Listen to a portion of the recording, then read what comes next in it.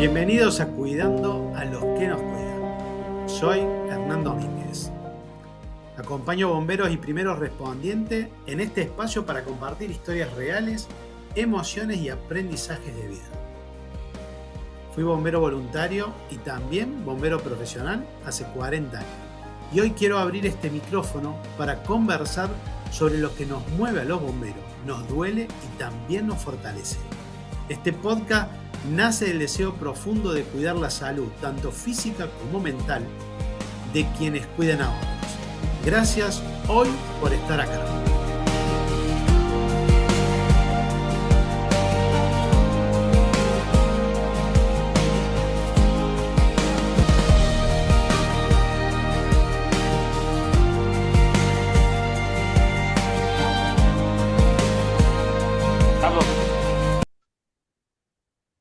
Hace 40 años empecé como bombero voluntario en Cosquín, allá en el año 1984 en Córdoba, en la provincia de Córdoba, en Argentina.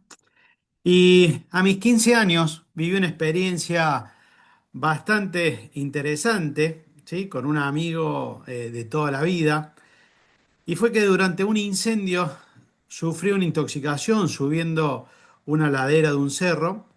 Eh, y mi compañero, mi hermano de la vida, Sergio Correa, alias Tusa, que nosotros le llamamos en el cuartel de bomberos, me salvó literalmente la vida haciéndome reanimación cardiopulmonar. Esa experiencia, en ese momento, a tan corta edad, no me di cuenta lo que yo había vivido. Después de muchos años, tomé dimensión de lo que había pasado y cambió mi visión para siempre en lo que es la seguridad para bomberos. Por eso, hoy quiero escuchar y transmitir historias de colegas, de amigos, de hermanos de fuego, como diría un amigo, Tusa, porque detrás de cada llamado hay una vida, hay una persona, hay huellas, hay victorias, también hay cargas que son difíciles de soltar a veces, y el tema de este encuentro es ir todos juntos.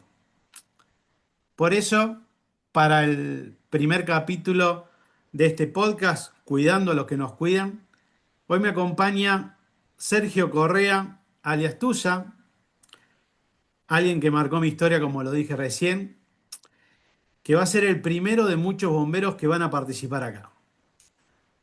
Hola Tusa, ¿cómo andás? Yo, Hola, querido Hernán, querido Poroto, como te decimos todos acá en el cuartel, o te decíamos en el cuartel de Cojín. Gracias por tu invitación y acá estamos para lo que necesites siempre, hermano. bueno, gracias Sergio por estar la primera vez. Vos sabés que sos muy importante en mi vida y sos muy importante lo que me has enseñado desde muy chico. Pero yo te conozco y mucha gente no te conoce. Contanos un poquito, Sergio, ¿desde cuándo sos bombero? ¿Cuánto tiempo estuviste en bombero? Y después vamos a entrar en algunas preguntas, tres preguntas justamente para poder contarles a la gente un poquito la historia detrás de cada bombero. Yo entré en los bomberos alrededor del año 80. eh, en el 79 se creó el cuartel, en el 81, 82 habré entrado de la mano de José Antonio García, que estábamos haciendo la comunión, y me dice, yo te voy a invitar al cuartel. Y desde ese día mi vida cambió porque me sentí tan útil y tan necesitado y tanta energía para dar que yo siempre tenía y no sabía dónde ir. Y bueno, y acudí al cuartel de bomberos, me crié ahí. Estuve, ponele del año 83, 84, habré estado hasta el año 93, 94, que después por un problema de una enfermedad que me agarró bipolaridad, estuve internado en un nosocomio, en un hospital neuropsiquiátrico, y pude salir adelante un poco con lo que viví con vos también, ¿no es cierto? Pero bueno, esa es mi historia en bomberos, que tiene sus matices y tiene sus bemoles y tiene sus cosas lindas, buenas y algunas no tan buenas, pero bueno, es parte de la creación de un cuartel y de sentirse útil hacia la sociedad, que eso es lo que vamos encaminado. Eso fue muy lindo, fue lo mejor que me pasó en la vida y lo volvería a hacer con todo gusto, todo lo que viví en el cuartel, todo lo que viví en el cuartel, todo, todo. Bueno, yo te voy a hacer tres preguntas. La primera de las preguntas es, ¿cuál fue el incendio más impactante o la situación más desafiante que viviste en tu carrera? Bueno, en ese incendio, un incendio de campo, un 2-4 en código 2-4, incendio de campo en San Roque, antes la jurisdicción nuestra llegaba hasta San Roque, no había bomberos en Viales Macé. Íbamos trepando la montaña, y habíamos estado a la mañana pagando en San Roque, pero del lago, y después a la tarde comimos y a la tarde fuimos de nuevo a pagar y estábamos apagando cuando cruzamos la línea de fuego, cruzamos la línea de fuego literalmente saltando la parte quemada. Cuando me doy vuelta te veo sentado en una piedra que te desvaneces y caes para el lado de la ladera para abajo. Automáticamente vuelvo a saltar para el lado del parte sin quemar. Iba a cargo Carlitos Herrera y estaba Juan Carlos García y vos y yo. Y fue horrible verte en esa situación, decir que pude actuar a tiempo. Lo primero que intenté hacer es sacarte del humo, te cargué tu mochila, cargué mi mochila y te llevé ladera abajo, mucho humo y en la ladera abajo están todos los gases. Así que intenté sacarte y empecé a hacerte reanimación. Cuando te quería dar aire, estaba tapado, no pasaba el aire, entonces me di cuenta que estaba bronco aspirado. En esa época teníamos un curso, una vez por mes teníamos un curso que nos daba Fermín Fernández, en paz descanse, mi querido instructor, y unos días antes nos había dado, ponerle que el incendio haya sido un sábado, el miércoles habíamos tenido la capacitación de broncoaspiración, cuando una persona se broncoaspira con el vómito, ¿no? Se broncoaspira con el vómito. Entonces, ponemos en práctica todo lo que nos enseñaba este hombre, siempre pasaba algo que lo tenemos que usar. Yo nunca me imaginé que lo iba a tener que usar con vos. Y efectivamente, yo te quería insuflar aire y estaba tapado. Entonces hice el método Hemlich y te puse un labio acá, otro labio acá, chupé y escupía esa baba que empezó a salir vómito, saqué un fideo tirabuzón por la nariz. No me olvido nunca más en mi vida, hermano, nunca tuve tanto miedo. Hay días que lloro porque le agradezco a Dios, ¿no? Porque ahora viene esa parte. Yo te hice el efecto sopapa que había que hacer para chupar y aspirar todo eso hasta que llegué a una baba negra. La baba negra salía de mi boca, salía de tu boca, iba a mi boca, escupía y se hacía como un triángulo, que era como una baba que yo no la podía sacar. Y cuando saqué toda esa baba, el aire empezó a circular por tus pulmones, pero no venías en sí. Estaba el cuerpo cuando está vivo, digamos, tiene una traba. Y vos estabas totalmente descontracturado, estaba totalmente, las trabas no existían. La punta de los pies te iban al suelo, los ojos te eran bola en blanco, no tenían los ojos con el iris, la retina, todo, tenía una bola blanca. Y estabas muerto y empecé a rezar, empecé a decir que no me podía pasar esto a mí. Tenía mucho miedo, mucho temor. Hablando ¿Cuántos mal y años, pronto, cuántos años tenías tú en esa época?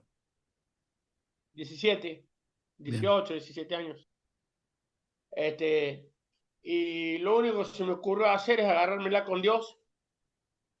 He insultado muchas veces, ¿no? A lo largo de una vida, uno por ahí tiene esos momentos que insulta, pero a Dios le mandé toda una salta de insultos y de malas palabras y de decirle que no existía. Dios, me acuerdo como si fuera ayer, Hernán, o que se haya sido hace 5 minutos, le dije, Dios, no existís, te llevas la vida de mi hermano y la mía, porque yo hoy me suicido porque no pude salvar una vida. ¿Qué clase de bombero soy que no puedo salvar una vida? Te pido salvar. La de mi hermano, por lo menos. Déjamela salvar. Y me puse una piedra en la panza, iba a saltar a un lago que hay, y me quería ir en la imagen en la retina de tu cuerpo, ¿no? De tu forma de estar ahí acostado. Y cuando voy en el aire, voy en el aire al agua, vos empezás a saltar de 1 metro más o menos de altura, así el cuerpo completo saltar y escupir agua por la boca. Entonces me retrocedo, tiro la piedra para un costado, retrocedo en el agua, pues ya estaba metido en el agua, y voy y te abrazo, te abrazo y te levanto. Y cuando te levanto, vos me decís, ¿qué pasó? ¿Qué pasó? Digo, hermano, no pasó nada, estás vivo, estás bien. Te cargué en mis hombros y te llevé otros par de metros, un par de kilómetros, no me acuerdo cuánto fue, y, y había un colectivo, me acuerdo patente, que yo le iba a meter una patada al colectivo porque no me abría la puerta. Yo necesitaba llevarte a un hospital. Ujú. Entonces el colectivo pensé que no estaba la ambulancia. Yo le había dicho al encargado que vos estabas descompuesto, que yo te llevaba a la ambulancia, que pidiera una ambulancia. Se ve que Carlitos me dio hola y pidió la ambulancia porque cuando yo voy a patear la puerta del colectivo para que me abra, le iba a meter un patadón para abrirlo. Me toca la sirena, me dice, "Pip, pip, pip". Entonces ahí yo me doy cuenta y voy con vos al hombro, así como lo había enseñado Don Fermín, la mano derecha y el pie izquierdo, y trabándote para que no sufras nada. Lo que viví en ese instante fueron segundos, minutos. Fue correr 3 4 kilómetros con vos al hombro y ir haciéndote maniobras de resurrección, de resucitación, cardiopulmonar, todo, pero la base fue que estuve yo presente en la capacitación que nos dio Fermín Fernández, que era de broncoaspiración. Pero, Nunca me imaginé, te lo vuelvo a repetir, discúlpame, que lo iba a usar con vos, nunca imaginé eso. Y ese es un incendio que a mí me marcó, pero me marcó en algo para toda mi vida, me sirvió, que es la existencia de Dios. Nunca más volví a insultar a Dios por algo, ¿no? Pero ese día sí, ese día lo insulté mal, y en lo, mal, mal, mal. y en lo personal, más allá del tema de Dios, ¿te afectó eso a lo largo de tu No, carrera, de tu vida? no me afectó para mal. Afectar sería que te duele. Sí, Me hizo bien, me hizo bien porque me mostró un camino Dios en mi vida.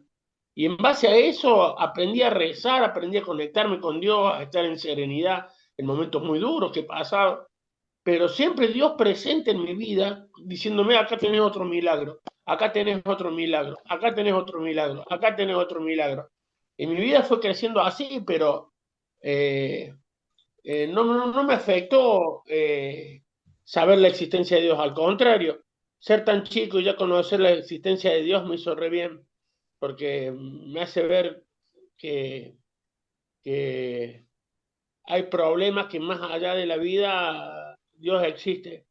Y en mi vida existe a un punto tal magnífico, porque vos conocés muy bien mi historia, por otro, de mi enfermedad, que tuve que dejar bomberos con todo el dolor del alma, llorando, pero sigo estando ligado a bomberos, sé participar de algunas charlas o decir algunas palabras en algún acto o algo, pero lo lindo es que Dios se manifiesta en mi vida día a día. Vos sabés que yo no soy albañil y me estoy haciendo la casa. Tengo dos hijos maravillosos, Agustina y Jeremías. qué bueno. Tengo a Nori, mi señora, que es un amor. Y bueno, y te tengo a vos, que siempre estás al pie del cañón para lo que necesito, ¿no? Y eso me encanta, tener amigos así, tan predispuestos para todo, ¿no? Y después, bueno, ese en definitiva es lo que me marcó ese incendio que me enseñó el valor de Dios, ¿no? El valor de Dios. Lo Pero único que yo lo insulté mal, son lo, situaciones, ¿no?, que uno lo peor vive que y insulto la a verdad, Dios, mira. sí, yo te escucho Te lo he escuchado varias veces y la verdad que es emocionante poder entender cómo nosotros que estamos trabajando y nos entrenamos toda nuestra vida para salvar al otro, muchas veces estamos en situaciones y no nos damos cuenta justamente con los que están al lado nuestro, ¿sí? Por eso también el hecho que vos seas el primero en estas entrevistas que estamos empezando en esto, en este podcast que queremos hacer de cuidar a los que nos cuidan, es tratar de aprender con gente que ya hace años fue bombero, con gente que son bomberos, con especialistas para poder entender cómo nos podemos cuidar cada vez mejor. Es obviamente, como decís vos, estar agradecidos a todo lo que tenemos, la cantidad de situaciones que nos hacen, que vivimos a diario y la cantidad de cosas que nosotros en esta hermandad de bomberos que decimos en todo el mundo, vivimos muchas situaciones similares y muchas veces no tenemos las herramientas para salir adelante porque esto a veces vos te pudiste agarrar a Dios, de amigarte de vuelta con Dios, pudiste salir adelante en lo que es tu familia. Sé que trabajás duro todos los días, que la seguís luchando todos los días, pero hay mucha gente que a veces no tiene esa fuerza. Vamos a la segunda pregunta. A ver, ¿hay algún fantasma o recuerdo que te acompañe? Esa emergencia, esa persona que no pudiste salvar. A Sí, ver, contanos un sí. poquito cómo era y cómo es esa historia. Estábamos en el cuartel en pleno verano y va, pleno verano no era pleno verano, era septiembre, octubre, que se pone tan lindo acá el clima, y nos llaman de San Roque, de Nuevo San Roque, ¿no? San Sí, Roque, San Roque. sí, San Nos Roque. llaman de la localidad acá de San Roque, hay un puente que se llama Puente de las Mojarras, que se había caído un nenito al agua y estaba pidiendo socorro y no había nadie para que lo auxiliara. Salimos, tenemos en ese momento el rastrojero, iba Pedrazani, que en paz descanse, Eric Britos, Walter Gonzaga, Omar Miranda y yo. Íbamos en el rastrojero, manejaba Omar Miranda, íbamos, volaba ese rastrojero, iba en el aire, no tocaba el suelo el rastrojero, íbamos a la chapa, hablando mal y pronto. Y llegamos y, y no veíamos nadie. Y la hermanita no hizo ahí, se cayó.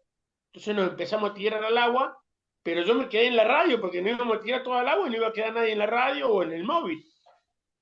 Y viene el buzo del CEP y lo encuentran el nene muerto, ya fallecido, con su guardapolvito blanco y la mochilita azulcita con rojo. Y, y ahí me agarró una nostalgia, una cosa, una desesperación con el par de la madre se quería tirar al agua, yo la tenía agarrado, le pedí ayuda a un policía porque no íbamos los dos al agua, el policía me ayuda, la logramos sujetar a la mujer, la logramos calmar, y cuando hay un acto de la escuela que veo un guardapolvo blanco, automáticamente en mi mente aparece el guardapolvito blanco este del nenito. Me contengo para no llorar, pero eh, fue, fue muy feo. Bueno, No llegar. No somos Dios los bomberos, porque hay no. que separar algo, ¿no? Pero decís, pero ¿qué hice? ¿En qué me demoré? ¿En qué perdí? Que no llegué. Y bueno, siempre se me pianta un lagrimón cuando veo un acto, un guardapolvo blanco, me acuerdo de ese nenito. No es un fantasma, no es un mal Pero recuerdo, es, pero pero es algo que te marca le- siempre eso, ¿viste? tengo que dejarlo en Dios.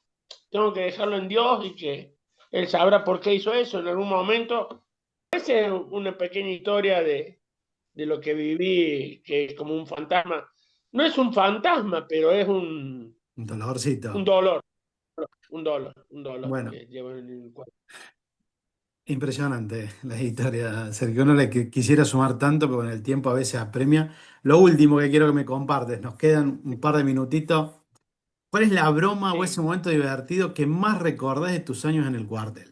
Pero bueno, te voy a contar dos o tres rápido. Una fue encerrarlo en la morgue al Gastón Emitarelo, en paz descanse, un bombero de la puta madre, un bomberazo. Lo encerramos en la morgue del Hospital Funes y salió vomitando, todo enchastrado. Quiero, si me dejas por otro, cerrar dándote Dale. las gracias y que si hay alguien que puede ayudar a otro desinteresadamente, ese es un bombero voluntario, que no duden en pedir la ayuda o lo que sea a un bombero voluntario, que todo lo que esté a su alcance lo va a dar y lo va a dar con más razón aún, sabiendo que está haciendo el bien. Este, es muy difícil triunfar en bombero, no se triunfa, sino es un día a día que se vive, porque no se sabe a dónde vas a ir. Y te quiero aprovechar la oportunidad esta que me das para decirte gracias de corazón por todo lo que haces por mí, por mi familia y por existir. Siempre le voy a dar las gracias a Dios por tu existencia. Te Gra- bendiga.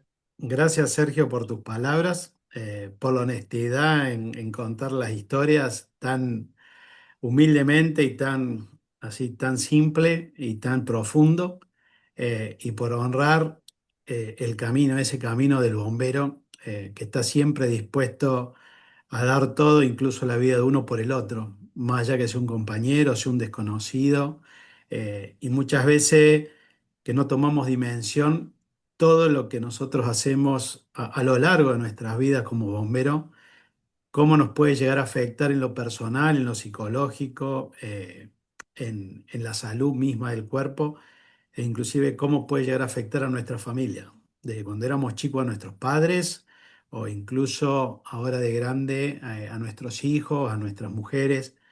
Y un poco es eso, es tratar de mostrarles a todos la vida de los bomberos, desde el bombero de hace años al bombero actual, qué es lo que vive uno y realmente lo que hay detrás de cada bombero, que no es solamente esa persona toda equipada que entra el héroe, sino también detrás de toda esa persona, de esos héroes que tenemos, hay un ser humano que sigue viviendo, sigue sintiendo y sigue sufriendo a veces en silencio. Así bueno, Chao.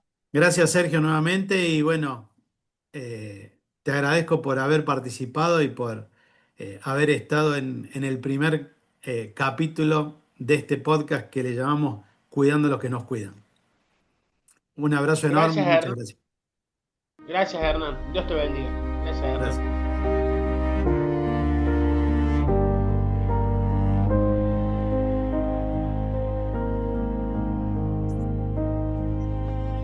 Hola, luego de esta entrevista que tuvimos con Sergio, vamos a pasar a hablar de salud mental. Hoy nos acompaña el psicoterapeuta Leandro Olsansky, el cual estuvo trabajando, acompañando a primeros respondientes en todo lo que es la materia de estrés postraumático. ¿Qué tal, Leandro? ¿Cómo estás? Hernán, gracias por tenerme aquí, mucho gusto. Eh, cuando me invitaste a este espacio, realmente me gustó mucho la idea y la propuesta, ¿no? Porque es importante cuidar a los que nos cuidan, como bien lo dice tu podcast, ¿no? El nombre del podcast. Y es muy importante, ¿no? Que aquellos que estén escuchando tal vez aprendan algo de lo que estamos hablando hoy. Y si alguien llegamos hoy y busca ayuda por este podcast, ya con eso creo que nos podemos considerar hechos, ¿no? Sí, aparte una de las cosas que uno, como función, o a veces uno dice como legado, quiere dejar, es a las generaciones que vienen un poco de todos los que ya fueron bomberos y los que hoy son bomberos, todo lo que están pasando, que ellos lo pueden utilizar esto para estar mejor preparados, no solamente para enfrentar las emergencias, sino internamente en su familia, en sus propias vidas, ya que este tema justamente, que a mí me llamó mucho la atención, Leandro, por eso te convocaba, era porque yo empecé siendo de muy chico, hace 40 años, y no se hablaba. generalmente lo que se hacía en los cuarteles bomberos, se manejaba el humor, que era un humor muy, muy verde, muy negro, mejor dicho, para poder pasar ciertos momentos muy ásperos que vive el bombero, que vive el primer respondiente. Y empezamos a entender con los años que lo mental nos termina afectando en distintas partes de nuestra vida, tanto en las relaciones familiares como en las relaciones con nuestros futuros hijos. Salimos a veces a querer criar a nuestros hijos con la dureza que nosotros hemos vivido en las emergencias, para tratar de enseñarles que hay cosas mucho más importantes que cualquier drama que puede llegar a hacerse hoy un adolescente. Muchas veces nosotros tomamos eso como normal, y me dijo un colega tuyo, o sea, vos, que no es la normalidad. No, claro que no es la normalidad, ¿no? Y vale la pena resaltar la valentía de los primeros respondientes y cómo son capaces de dar la vida por un desconocido, como tú bien decías. Y nosotros los que estamos en el campo de la psicología, lidiamos con cosas muy difíciles, ¿no? Con temas muy difíciles, con pacientes muy difíciles. Pero sí tenemos un entrenamiento para poder lidiar con estas cosas, ¿no? Y tenemos un entrenamiento para poder dejar estas cosas detrás cuando cerramos la puerta de la oficina y nos vamos para casa a hablar con nuestros niños.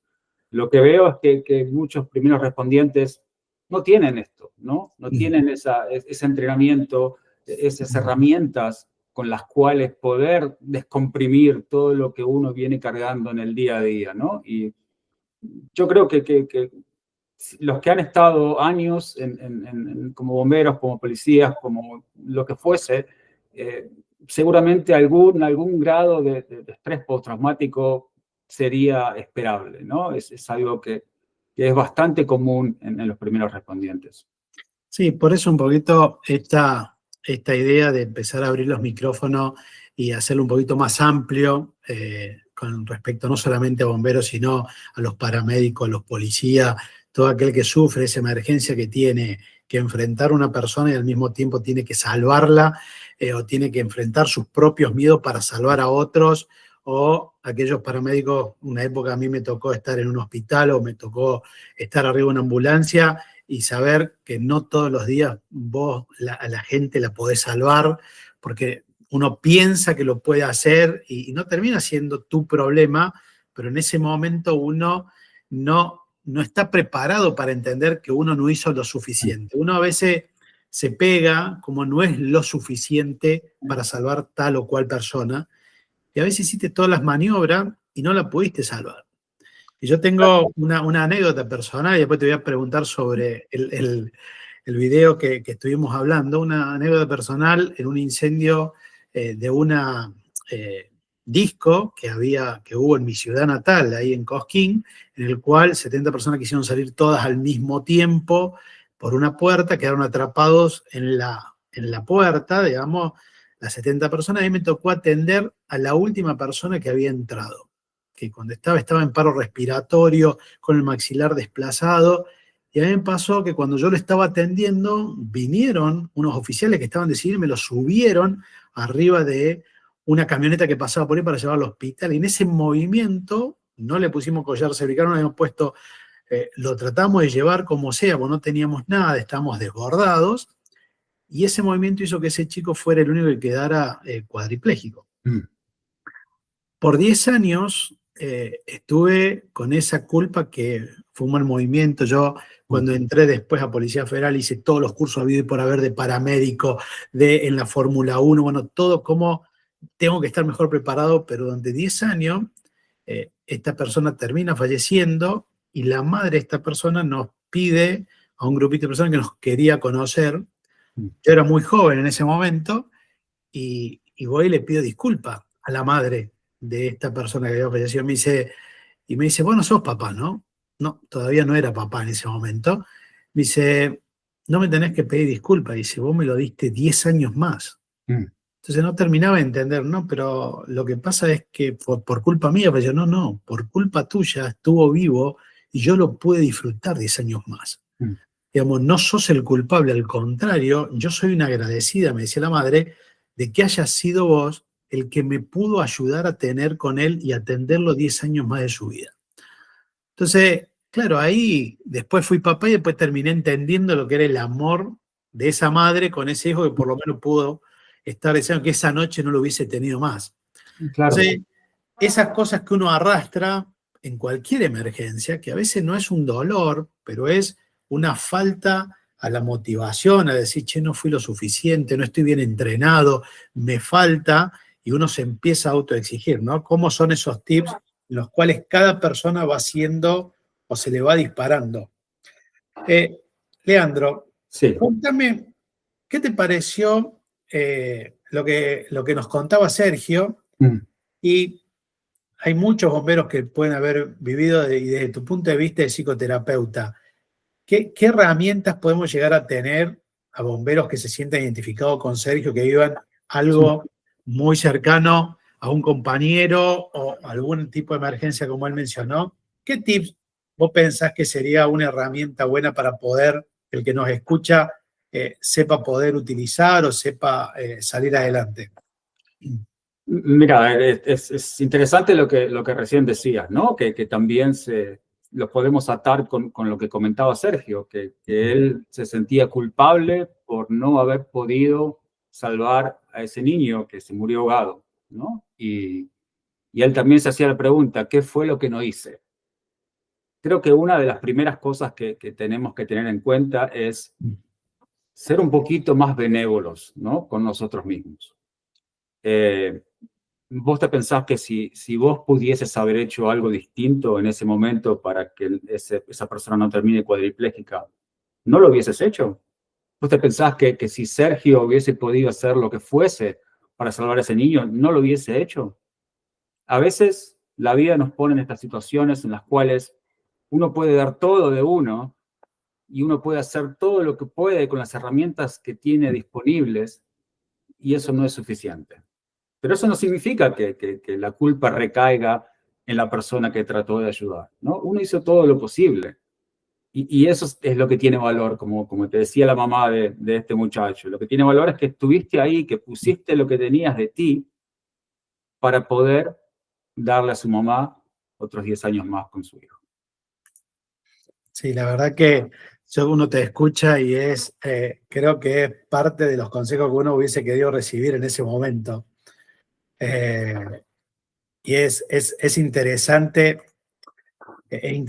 cómo uno lo va analizando a medida que va creciendo, van pasando los años, y uno empieza a escuchar y decir, che, qué importante a veces poder hablarlo y poder escuchar a alguien que tiene un poquito de experiencia. No, sin duda. Yo creo que el primer consejo que alguien le puede dar a una persona que estuvo en un momento tan de vida o muerte, literalmente, es hablarlo, ¿no? En psicología hablamos de internalizar o de externalizar lo que sentimos. Internalizar lo que sentimos crea estrés, lo cual puede crear ansiedad, depresión y muchas otras cosas, ¿no? Externalizar siempre es mucho más saludable que internalizar. Aunque sea gritarlo, aunque sea hablarlo con un amigo, idealmente hablarlo con una persona que tiene entrenamiento, ¿no? Idealmente poder asistir a un psicoterapeuta o a alguien que uno pueda establecer una relación y hacer terapia. Pero también, si por cualquier motivo ese no es una posibilidad, bueno, hay líneas abiertas y gratuitas telefónicas en todos los países, ¿no? A las cuales uno puede llamar en momentos de crisis y hablar estas cosas, como mínimo sacarlo.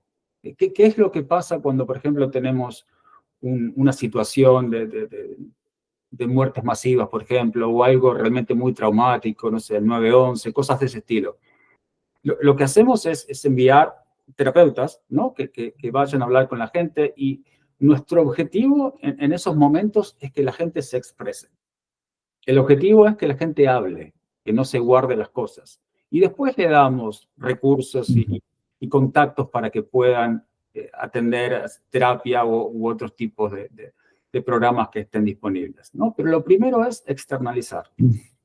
Sí, bueno, sabes que en octubre de este año estuve principio de octubre en Fort Lauderdale, en un entrenamiento para líderes de cuarteles de bomberos.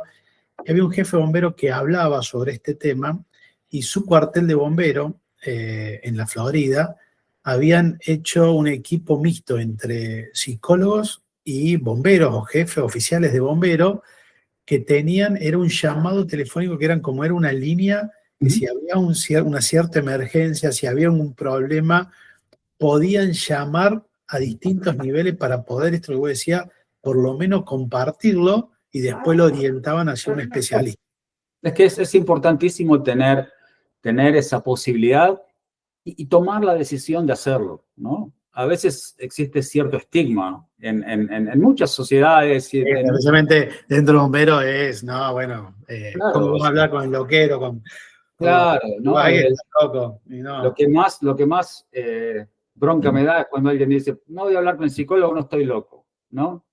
No hace falta estar loco para hablar con un psicólogo, ¿no? Estamos los psicoterapeutas para escuchar, para ayudar, no hace falta estar en una situación extrema para poder hablar cosas y obtener beneficios de hablarlo, ¿no? En definitiva, creo que es algo absolutamente fundamental, quitar el estigma de lado y aunque seamos, ¿no?, los hombres y los machos y lo que todos podemos, darnos cuenta de que no somos invencibles, ¿no? Y aparte hay un tema, algo que hablo mucho yo digamos, en los distintos lugares donde yo voy, es que muchas veces nosotros estamos previniendo enfermedades o previniendo a ver cómo nos lastimamos y aprender a levantar una persona ergonómicamente para no lastimarnos la espalda, pero no hacemos prevención mental. En lo que a nosotros nos puede llegar a pasar, en cómo tenemos que estar preparados, cómo tenemos que decir, bueno, esto me lleva a una pregunta que por ahí los oficiales, los jefes de dotación, tendrían que prestar atención a algunas señales para saber que en su personal, por ahí hay gente que está, después de algún incidente grave o un accidente con varias víctimas, están sufriendo un estrés postraumático. ¿Cómo pueden llegar a darse cuenta algunas de esas señales, así tipo alarma, que uno podría llegar a identificar yo como jefe de dotación, que me ayuden a orientar a esta gente, tanto policías, paramédicos como bomberos, y darle decir, bueno, che, necesita algo más que un día libre? No es un día libre, es alguien que lo escuche. Yo, si estuviese en la posición de un jefe de dotación, lo que haría no sería algo en respuesta a, sería algo preventivo. Si tuvimos un incidente en el cual creemos que puede haber causado estrés postraumático en la vida de algunos de los primeros respondientes, ¿no? A tomar el toro por las astas y encarar una conversación, ¿no? Con el grupo, tratar de expresar, de contar lo que pasó, de externalizar, ¿no? Y enseguida darles a las personas números para hablar y incentivarlos también para que busquen ayuda, porque la mente también guarda estas cosas, ¿no?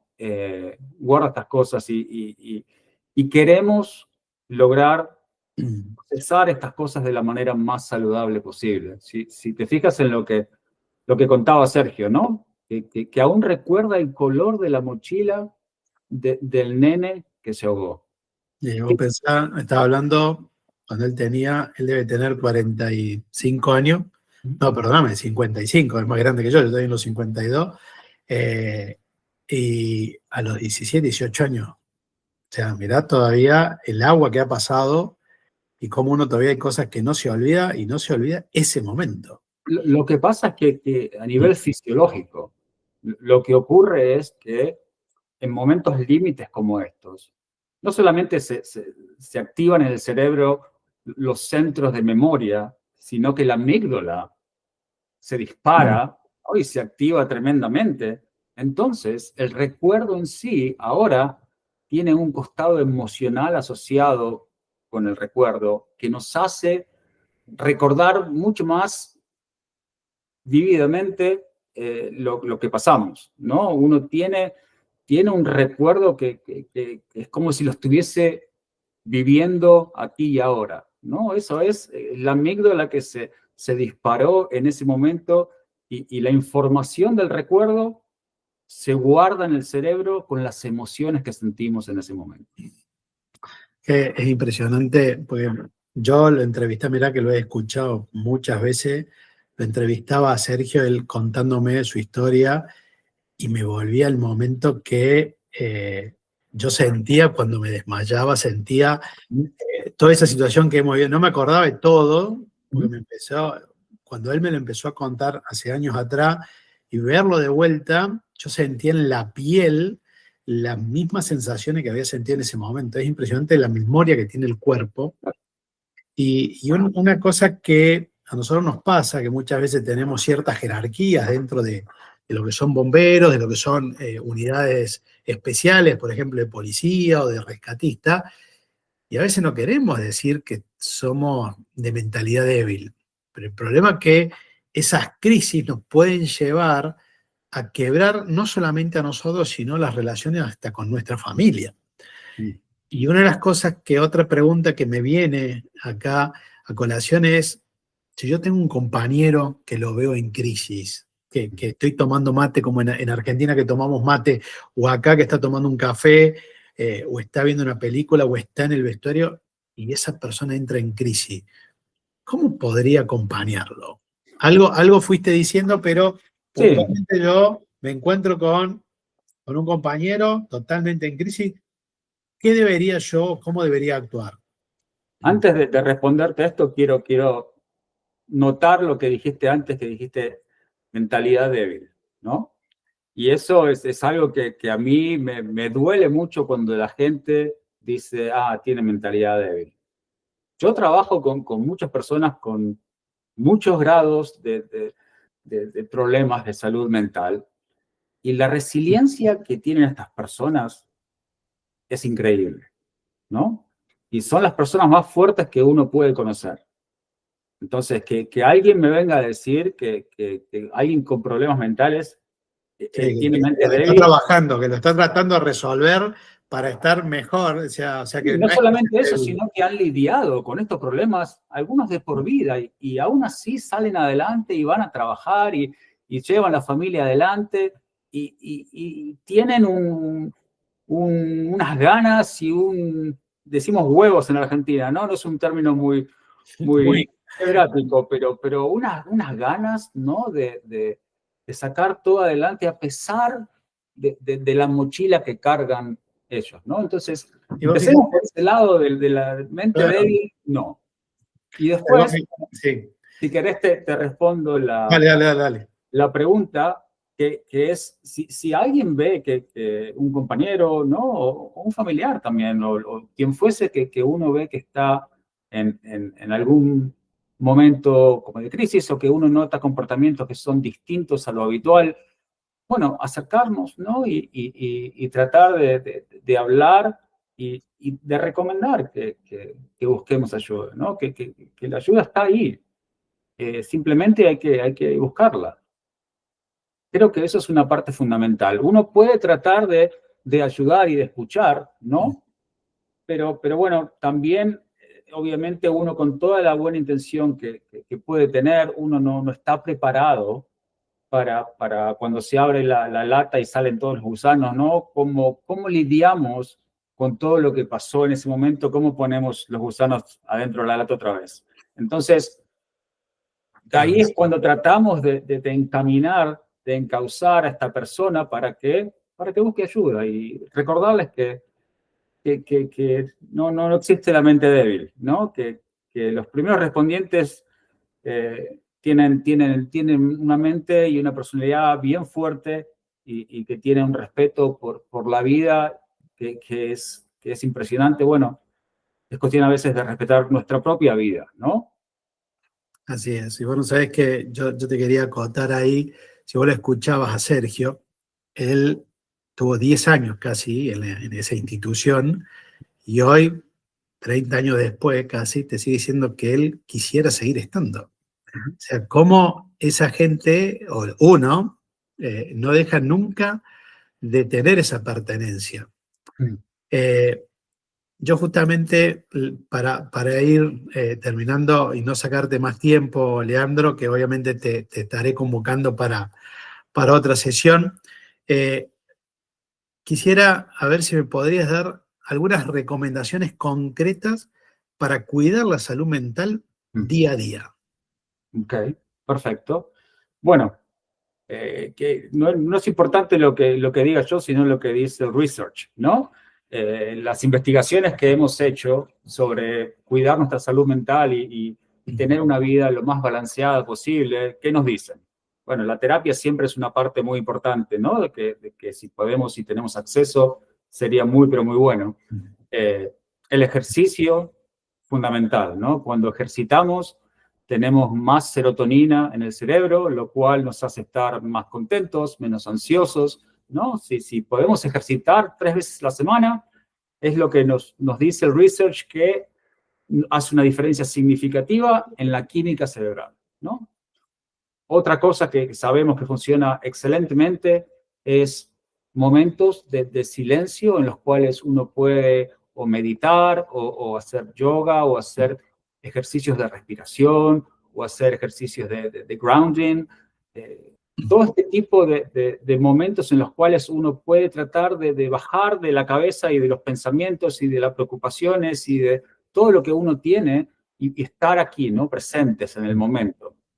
Todo lo que tiene que ver con mindfulness es algo que sabemos que tiene un valor muy, pero muy importante. En Asia lo vienen utilizando por milenios y nosotros recién lo estamos incorporando aquí en los últimos 20, 30 años, ¿no? Por algo lo usan tanto allá. Es importante prestarle atención. Y nada, mantener un balance, verse con la familia, con los amigos, buscar una manera de sentirse conectados. Si alguno tiene un hobby, tratar de Acá los bomberos lo van a usar para escaparse con los amigos, pero bueno, hay que balancear, que sea un balance. Creo que es importante que tengan sus momentos con sus amigos, ojalá que no sea durante las horas que tendrían que estar en el cuartel, claro. pero es importante esa conexión con los demás, ¿no? Y es importante sentirnos parte queremos pertenecer, ya sea al cuartel, a la familia, a la comunidad, es importante estar conectados porque no fuimos creados para estar solos, ¿no? Mira, esto, la verdad que te agradezco mucho, Leandro. Yo tengo mi spinning, que es una cosita que da vuelta, que me lo habían regalado de bomberos, y del otro lado tiene unas palabritas que es lo que engloba a lo que es la hermandad de bomberos. Dice integridad, respeto, honor y dedicación. Y esta palabrita de dedicación viene para mí un poquito de todas las palabras que vos dijiste de dedicarnos a tener un balance tanto físico como mental para poder no solamente generar un legado para nosotros, sino para los que nos vienen atrás nuestro, que son nuestra familia. Así que la verdad que es un honor, Leandro, poder conversar con vos estos minutos. Sí. Te agradezco mucho.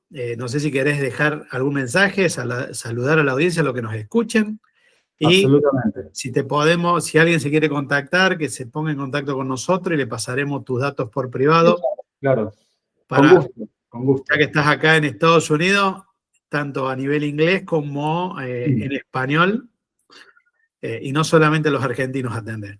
No, claro, no. Atendemos a todo el mundo aquí, tratamos de ayudar en la manera que se puede a todos. No discriminamos en contra de nadie. Realmente esto es algo que lo hago mucho de corazón, como lo que hacen ustedes, ¿no? En definitiva, tenemos un alma de servicio, en definitiva, ¿no? Pero bueno, ese servicio también tiene que corresponder con nosotros mismos. Hablabas de respeto recién, bueno, el respeto por otros, pero el respeto por uno. Y claro. Nuestra integridad, ¿no? Hay tantas cosas que podemos decir, pero bueno, quedará para otros podcasts.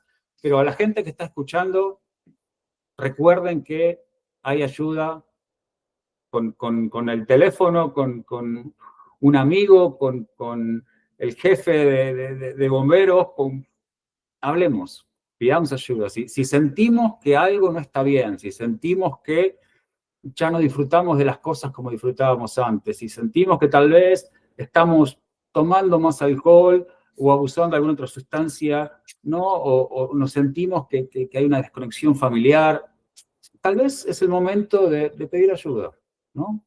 Pero eso Pedir ayuda. es fundamental, tener esa red de apoyo y no dejar que el dolor se vuelva silencioso. Absolutamente, absolutamente. Ahí Bueno, lo dejamos entonces. dale, gracias Leandro y gracias por escuchar a todos, cuidando lo que nos cuidan. Recordad que pedir ayuda es un acto de valor, nunca de debilidad. Y si querés compartir tu historia, sugerir un invitado o sumar tu voz, escribime por redes sociales. Nos encontramos en el próximo episodio, cuidando entre todos la salud, la memoria y el corazón del servicio. Gracias y que tengan una muy buena tarde. Chao Leandro. Nos vemos, Hernán. Nos vemos en la próxima.